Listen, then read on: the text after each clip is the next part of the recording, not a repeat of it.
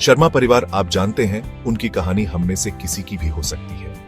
इतने सारे भारतीय घरों में ट्रेडिशन और चेंज के बीच जैसे जंग छिड़ी रहती है।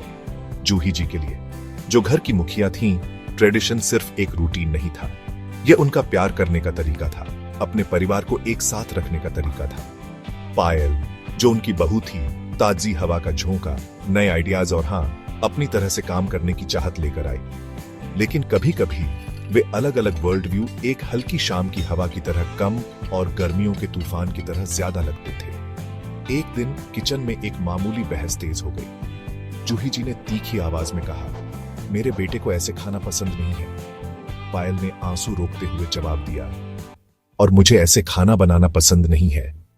मैं कोई रोबोट नहीं हूं जो आपकी रेसिपीज को कॉपी करे, मम्मी जी।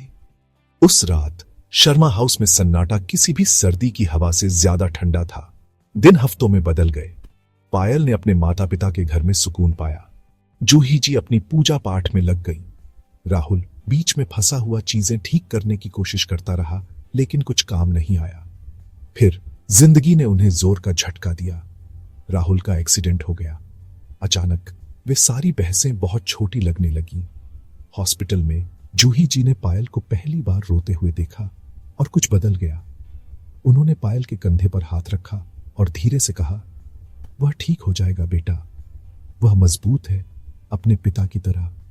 उस कॉरिडोर में वे दुश्मन नहीं थे। वे दो औरतें थीं जो एक ही आदमी से प्यार करती थीं। दोनों डरी हुई थीं, दोनों उम्मीद कर रही थीं। जैसे जैसे राहुल ठीक हुआ, जूही जी का अनुभव और पायल के मॉडर्न स्किल्स एक टीम बन गए। पायल ने दवाइयां मैनेज की और राहुल को दिलासा दिया। जूही जी ने उसके पसंदीदा खाने बनाए और घर को संभाला।